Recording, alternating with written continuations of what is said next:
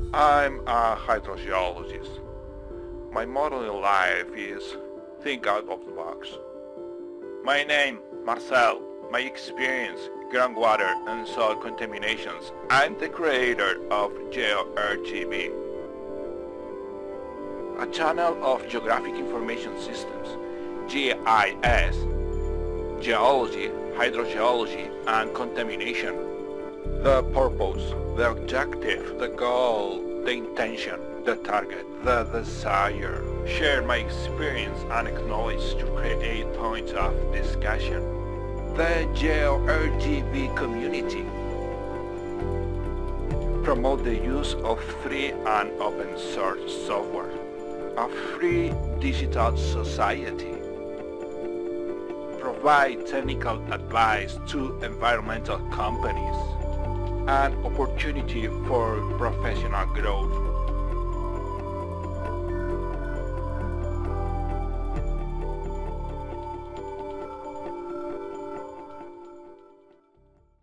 Hello guys and welcome back to my channel. In this occasion I'm presenting the Geostatistical Analysis course related to the creation of groundwater flow maps with Kriging Interpolation. We are going to be working with R and RStudio for the geostatistical analysis and graph design, and with Quantum GIS for the final map edition. We are going to compare the results we get with the geostatistical analysis extension of ArcGIS to see how we can get the same results. However, ArcGIS is a private software, but RStudio and Quantum GIS are open source and free software. I am going to create a series of video tutorials where you are going to learn how to create a Kriging interpolation successfully. Unfortunately, Kriging interpolation is a kind of black box where most of the people just press the button next without understanding what is the math behind the Kriging method. However, in R, there is no button for next. In these tutorials, I am going to explain with examples, step by step, the spatial analysis methodology, where I am going to be talking about exploratory data analysis, experimental semivariogram, model semivariogram, cross-validation, Kriging interpolation, and also, at the end, we are going to be working with the map edition with Quantum GIS and also reporting results. This is the 9th video of the Geostatistical Analysis course, and today the topic is the Kriging interpolation. We are going to do the Kriging interpolation with RStudio, and also we are going to export the results we get as a raster file. Then we are going to do the Kriging interpolation using ArcMap, and also we are going to export the results. But in this case, to export the results in ArcMap, it's a little bit more complex because we have to pass from a geostatistical layer to a raster file, and the process is noisy. Okay, let's go to do it. At the previous video, we saw how we can calculate the spherical model for the directional semivariogram for an angle of 135 degrees. Also, we were talking about how to do the cross-validation for the exponential model and how to interpret the results. We calculated the raw mean square error for the 4 different models: spherical, exponential, Gaussian, and also for the spherical one for a direction of 135 degrees. Then we created several graphs to compare the predicted values with the observed values for the exponential model. And we created a bubble map to see the residual values for the exponential model. At the end, we saw how to do the cross-validation using ArcMap and the different graphs the software can provide us. Remember that if you missed this video, you can hit the card located at the top right corner of your screen. Today we are going to see the result of our work. It's going to be the Kriging interpolation. To start, let me talk about why we have here universal Kriging. To do the Kriging interpolation, we are going to use this script. Then, as we are using this formula, where we are saying that our data, that is groundwater, has a linear trend depending on X and Y, the software automatically assumes that the interpolation is going to be universal Kriging because of this formula. Then that's the reason because I decided to call this object as UK. It means universal Kriging. And let's see also what parameters this script is using to calculate the universal Kriging interpolation. We need the formula. We need also where is our data located. We need the grid. Remember that we created this grid in a previous video. And also we need the model. In this case, this model is for the residuals and it is also for a spherical model. We are going to create maps for 4 different models. It's going to be for the spherical one, for the exponential one, and also for the Gaussian one. All of them for the omnidirectional semivariograms related with the residuals. And also we are going to create one directional one that is going to be the spherical one for 135 degrees. That's the azimuth angle for the longest distance in our data, is this direction, as you can see here at the map. But in R, we are going to create just the map for this one, because the rest is going to be the same, but the only thing you have to change is the model. Then what parameters is going to provide us this script? It's going to provide the predicted values and also the variance for this grid. The variance, we can assume it's a kind of interpolation error in this case, okay? Then let's go to run all this together. And as you can see, when we run these ones, the software informs us that it's using universal Kriging. Let's go to see a summary. And here we have both parameters, the predicted values and also the variance. And we have some statistics as the minimum value, the first quantile, the median, the mean, the third quantile, and the maximum value. Also, we have information related with our grid. For example, we have the maximum and minimum coordinates. In this case, it's a UTM coordinates. And it's saying also that it's not projected. Sorry. Over here, not applicable. And also, we don't have any coordinate systems yet. We are going to add these ones later. And also the center for the cells, the dimensions. Remember that it's 0.5 by 0.5 meters, and the total number of cells for X and for Y. With the next script, we are going to add one extra parameter to this object. It's going to be the standard deviation. To do that one, we are going to run this script. And what we are doing is using the variance from this script to calculate the standard deviation here. And that's the question. As you can see here, the standard deviation is the square root of the variance. Now if we copy the summary, paste here, run again, we are going to see that a new parameter has been added, standard deviation. Then let's go to move on. Now we are going to see different ways to present the maps. But first, let's see what happens if we try to view this object. Let's go to run this script. And as you can see, we don't have a table. We have some information here, but we like to see a table. Then to see what kind of a class is the UK object, let's go to run this script, and we're going to see that it's a spatial grid data frame and it's spatial points. Now what I'm going to do is modify this object, and I'm going to transform in a data frame. As you can see here, Then to do that one, I'm going to change the name, and I'm going to put this script to transform the UK object from spatial point to data frame. In that way we can see the table. Then let's go to run this one, and let's go to see what is the class now for this new object. As you can see, it's data frame. Now we can build the table with this script. And in this table we have the predictive values, the variance, the standard deviation, that's the parameter we added, and the coordinates x and y. And we have in total almost 500,000 of points with the interpolated information.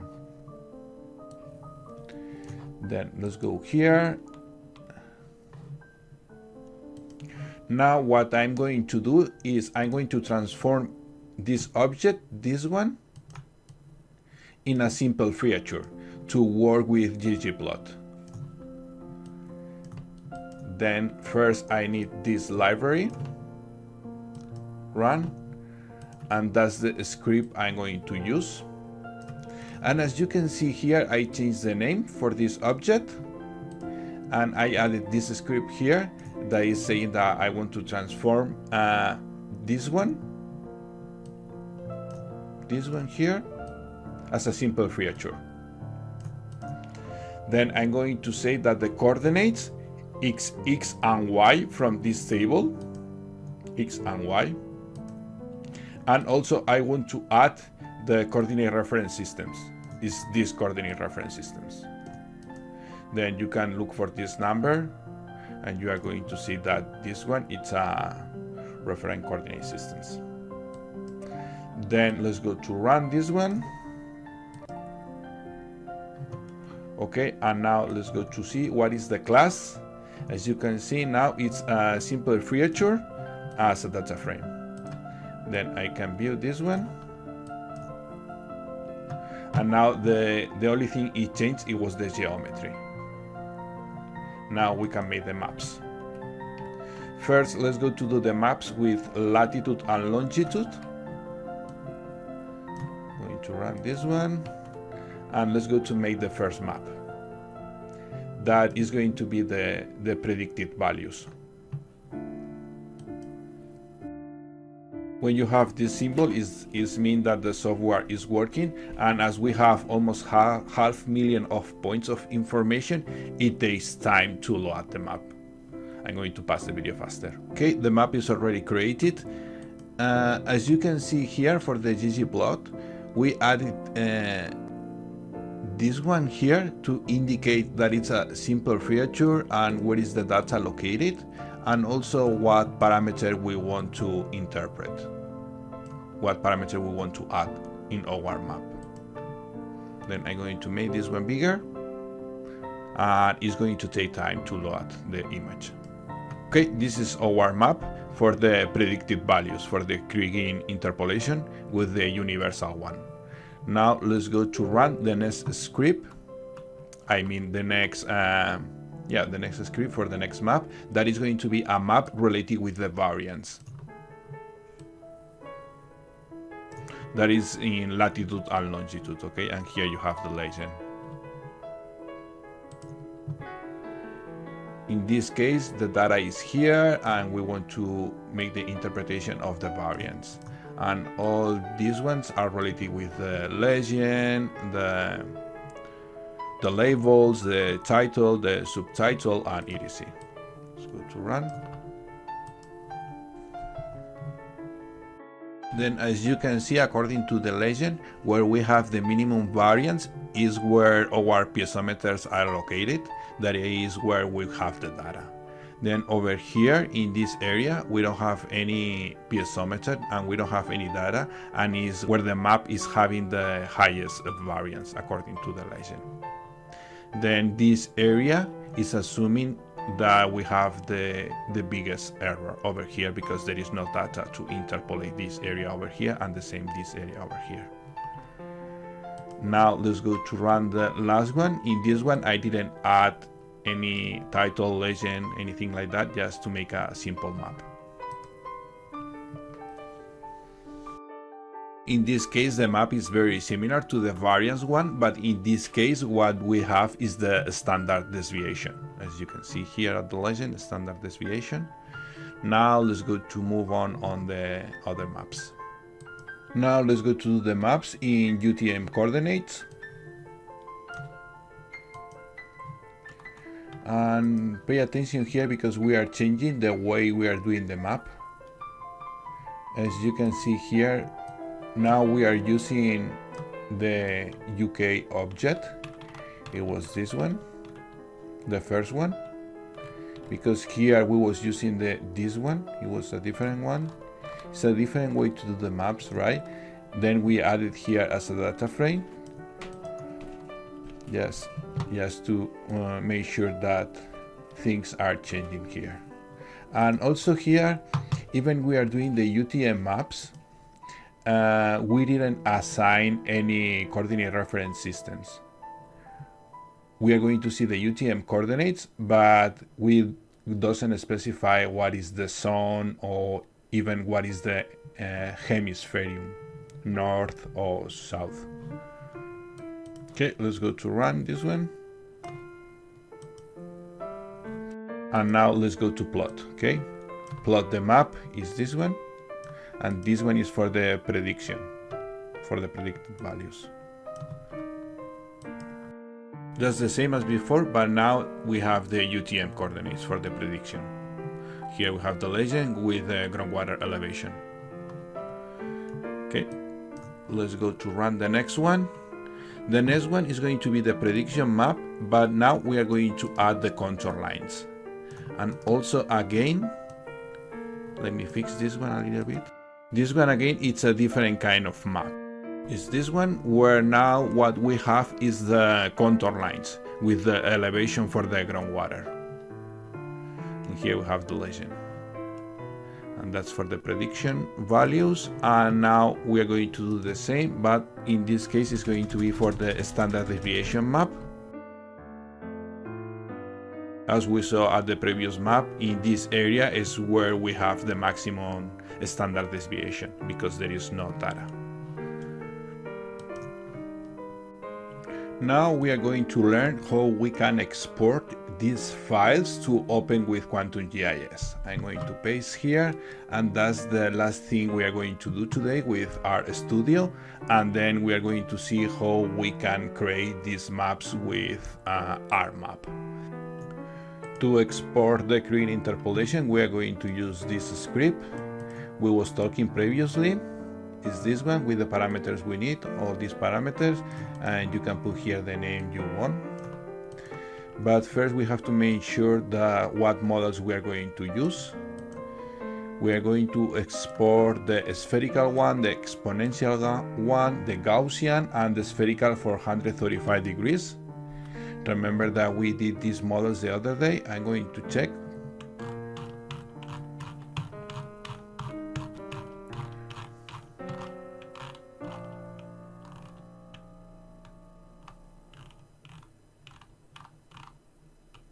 Model Semivariogram. Okay, we are going to use this model, the exponential one. And for the Gaussian, remember that when we try to do the automatic one, after 200 iterations doesn't provide any result, and then we force to fit a Gaussian model on our data. It was this one. Then for this one, we have to add the number 2 here. And also we are going to do it for the model for the 135 is this one. Then let's go to do first the spherical one.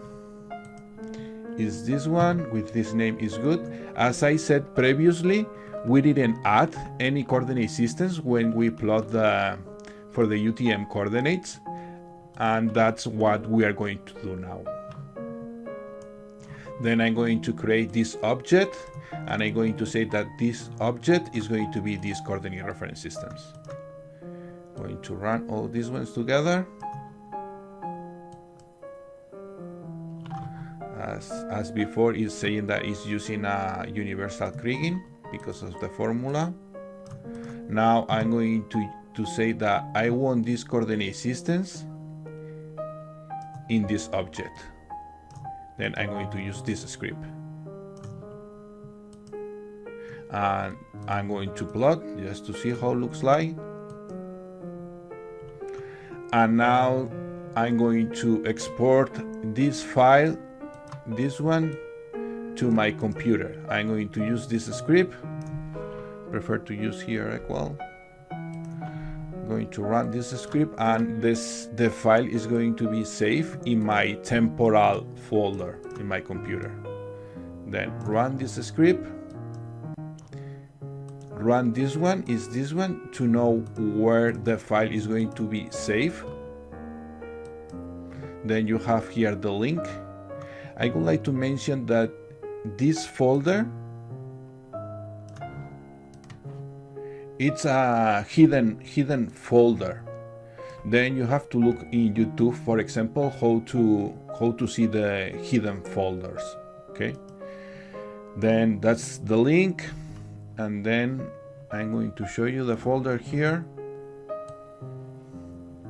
As you can see here, this link is the same as this one here.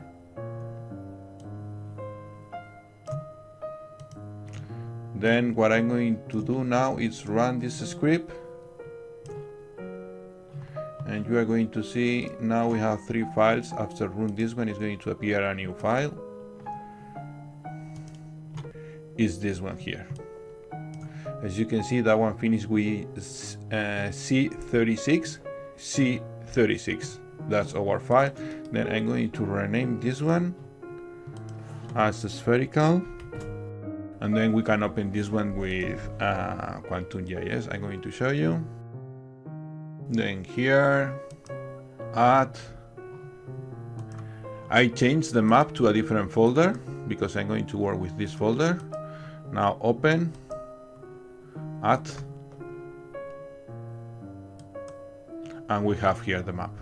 We are going to be talking about this map for the next video, where we are going to be doing some edition. But just here what we have, it's 2 different bands. If you choose here band 1 and 1 here, you are going to have the groundwater elevation, the predicted values. But if you choose here 2 and 2, what you are going to have is the variance.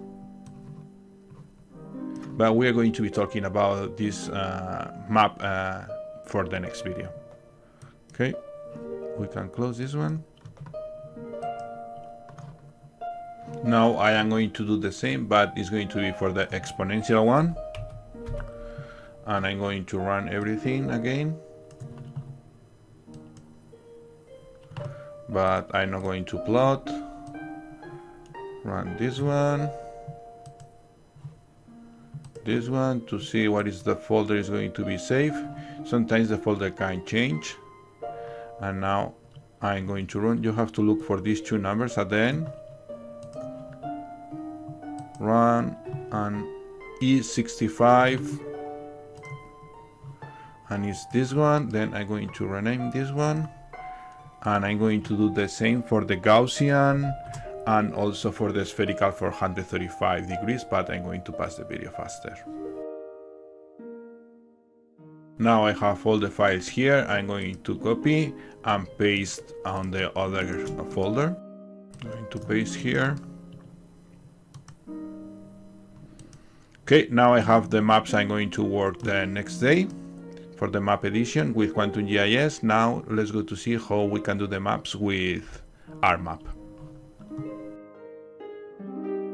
Let's go here, Geostatistical wizard, select your data. I have my data already selected, Kriging co-Kriging. Then we are going to use ordinary one, and we are going to remove the first polynomial. In this case, we are going to use the ordinary one because with the ordinary we can remove a trend. We don't have to use the universal one as we are doing with RStudio. Then here we have different options for the maps. We are going to create the prediction. but also if you want to create the prediction for the standard error, you can select this option. Then next, this one is the plane we are going to remove. We talked about this topic in a previous video. Then next, here we are going to select the spherical one, and here lag size of 15 meters, and also the number of lags is going to be 15. Then we have here 225 meters, and we are going to do this map for the spherical one for the omnidirectional semivariogram for the residual values. Then we are not going to do any direction in this case, because we are going to do 3 maps for the omnidirectional one, that is going to be spherical, exponential, and also Gaussian, and we are going to do 1 directional with 135 degrees for the beam direction with the spherical one. Then as you can see here, we have the range 87 and also the partial seal 0.16. 87 is going to be the radius of this circle here. Then next we have different options, but first let's go to work with one sector, and with the option of neighborhood type is going to be the standard one. Then here for the piezometers you have inside the circle, you can select how many you want. In this case, for example, I'm going to put 57 because I want all the piezometers inside the range. This circle is the range, as you can see here, 87, and 87 is the radius from the center of the circle to here. Then what we are saying here is that for inside this circle, I want the number of the maximum piezometers inside, right? That's the reason because I put 57 to make sure I have all the wells inside the range. If you change here, for example, for a 1, it's going to take just one piezometer, just 1 point of data to do the interpolation. That it's not good, right? Then if you change to 3, it's going to take just 3 points. But I want the maximum, then I'm going to add 57. As you can see, when you change the numbers, the contour lines improve, right? 57. And also you can select the minimum you want for each circle. You have to understand that when you are doing the interpolation, the center of this circle is a pixel, and then we are taking all these piezometers inside the circle to provide a value for this pixel at the center of the circle. Then if you want to see how important are the piezometers to create the value for this pixel at the center of the circle, you can see here the red ones are the most important ones because are the closest to the pixel at the center of the circle, right? And then the green ones are the ones with it's less important. As you can see, it's a different green color. Then for example, if you move over here, is going to happen the same, right? To calculate the pixel at the center of the circle, is going to take these 2 points are going to be the most important, then it's going to be the orange ones, then the yellow ones, and then at the end the green ones. For example, in this area you can see the contour lines are not really good because we don't have data here to interpolate, and the software is taking just these 2 points to interpolate these contour lines over here. The same happened over here. Then other options we have here is the minimum neighborhoods. Then here you can select, for example, 18. It's a good number because as you can see, we are not taking any piezometer that is outside of the range. Here a little bit, then maybe we can add 15, for example. Something like that could be good. But as you can see, if you move over here, It's going to take a lot of piezometers outside of the range, but I don't care about this area because we are going to remove all this area from our maps because we don't have data to interpolate the contour lines over here, and that's too much extrapolation. And what we want to see is just the interpolation. It's the contour lines that it's limited by the data we have. Then here we are saying that we want to use our semivariogram with the range, and that's the coordinates for each pixel. And now what we are going to see is the sector type. Now we have just one sector, but you can change to 4 sectors, and then you can decide how much points of information, that in this case is piezometers, inside of each sector. Okay, in this case we have 4 sectors. Then if we change here, for example, let's go to change this one to 3 and this one's to 2 or 3. Then with this configuration, it's going to take just 3 piezometers to calculate this sector. The same for here and the same for here. Right, 1, 2, 3 is not taking these piezometers over here.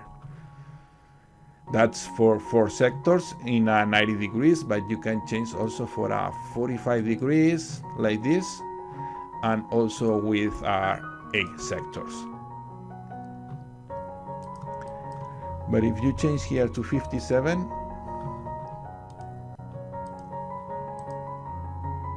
it's taking some piezometers outside, right? What I'm going to use is just 1 sector, and that's good for me, but as a professional you can decide what is the best option for you, and it depends on your site. Every site is different, and sometimes you can use these kind of things to improve the contour lines. Also, there is a different option that is called smooth for neighborhood type. And this tool is pretty similar also to the other one, and then you can decide how smooth you want your contour lines. But as smooth as bigger is the smooth, you are taking more piezometers out of the range. The range is the red circle. You can see now the contour lines are very smooth because you are taking piezometers that are outside of the range. Also, again, if you want to use this tool, it depends on your experience and the data you have. The final decision is the professional decision, right? But in this case, I'm going to use the standard one with 57 piezometers. And also here for 18 piezometers.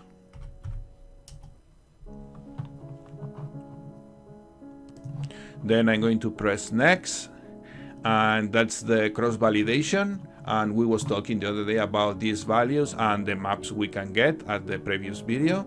Then let's go to press finish, and you are going to get a report with all the information, right? The data is the groundwater, the number of points of data is 57. In our case is 57 piezometers.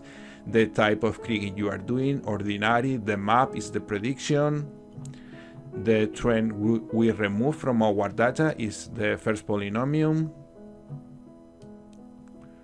and so on, right? That's the parameters we select, right? The number of flags, the lag size, what is the nugget, the model, the range, the partial seal. If there is any anisotropy, we decided not to use any anisotropy because we are working with the omnidirectional semivariogram. And then press OK, and that's the interpolation. What I want now is to export the interpolation to be open with QuantumGIS. In that way, I can compare the results I get with ArcMap for the spherical model with the results I get with RStudio with the spherical model. Then to export the image, you have to go here, click left on your mouse, then go data and export to raster, then select the input is going to be Kriging because it's this layer over here, then select the folder you want to save the file. I'm going to add here arc and spherical, save, select the dimension of the cells is going to be 0.5 and the number of points of information for each cell is going to be 1, then OK. And now left the software work to process the raster image. The process is already complete, but as you can see, there is a difference between this layer, that is the one we exported, and it's a raster layer, this one, with the original one, with this one. This one, it's a geostatistical layer. The problem is when we pass from a geostatistical layer to a raster layer, the software is taking the values for this one, the values at the center of each pixel. It doesn't mean it is the highest, the smaller, or the mean value for the pixel. It's the value located at the center of each pixel of this geostatistical layer. Then, because of that, you can have a different result. And we don't want that one. We want a layer that is pretty similar to this one. Then, to avoid this problem with the raster layer, what we are going to do first is remove this one. Remove this one also from here. I don't want to save this one. I'm going to create a folder for these ones. Folder RStudio. And I'm going to save all these files inside this folder. And I'm going to create a raster image in a different way. What I'm going to do, it's the same left button of your mouse, go here, but I'm going to export as a vector. Then with vector, what we are going to export is just the contour lines.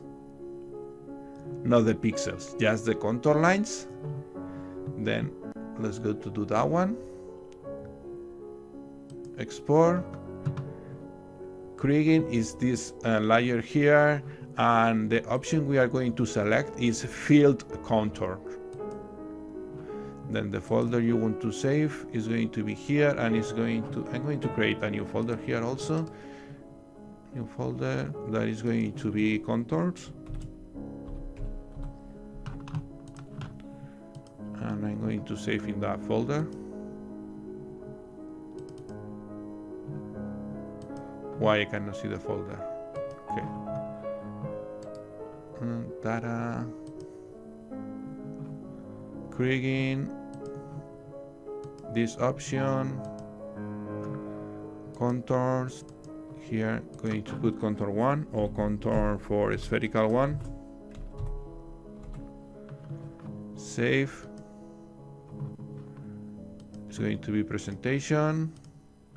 And here I'm going to put the maximum number of intervals, or here they say classes. That is going to be 257, I believe. Okay, let me see if it works. No, 256. 256 is the maximum number of classes you can add here. Okay. And I'm going to leave the software work.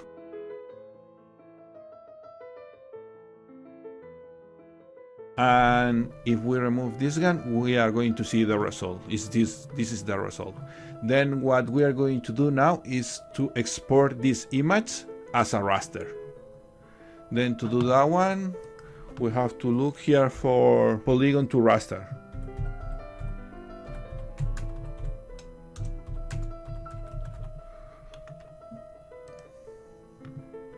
Is this option here? Then the input is going to be this layer. The value for the pixel, we are going to take the maximum value. We are going to save.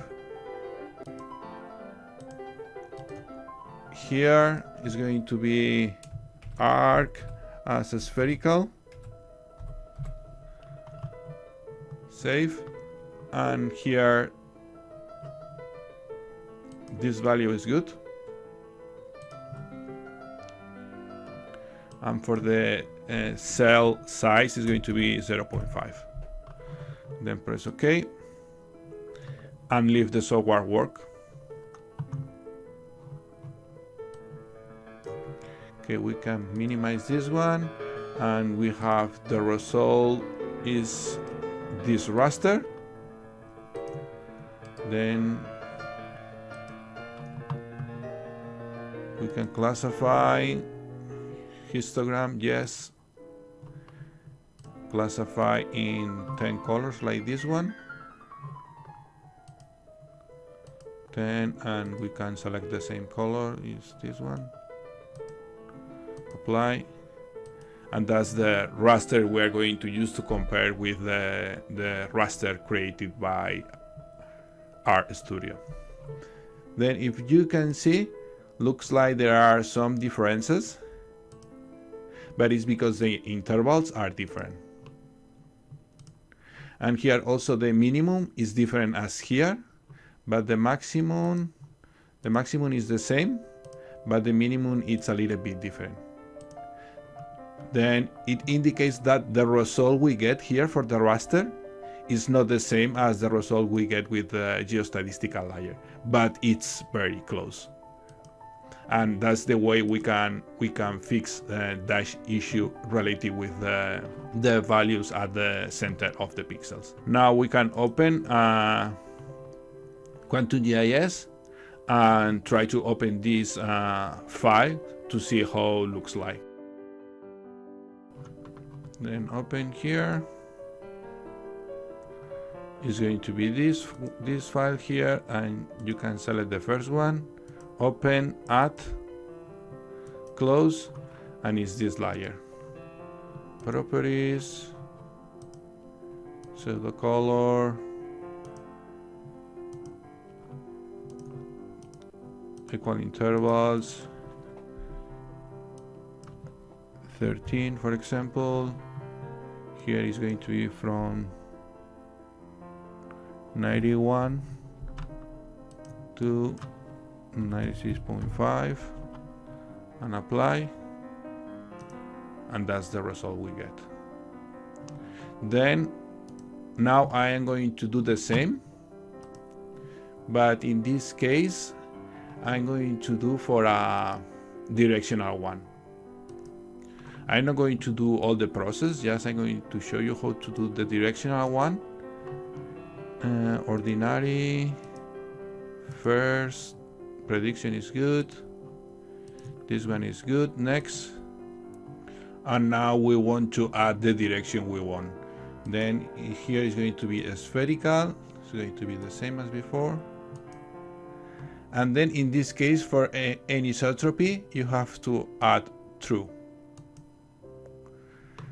And what happened here is that we cannot change the angle for the anisotropy. The software calculates automatically, and looks like this one is around 95 degrees, something like that. Because I would like to do the direction for 135 degrees, but the software doesn't allow me.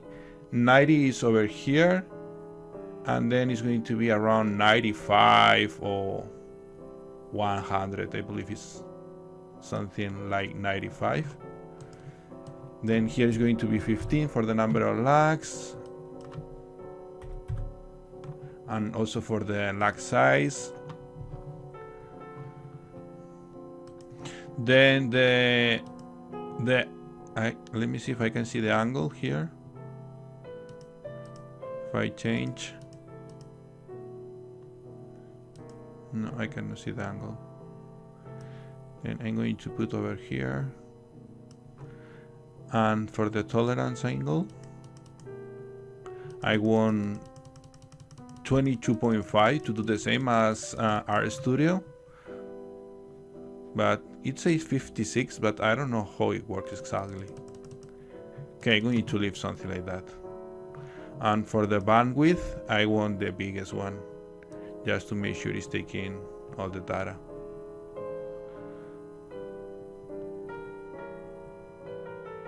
Something like that, maybe.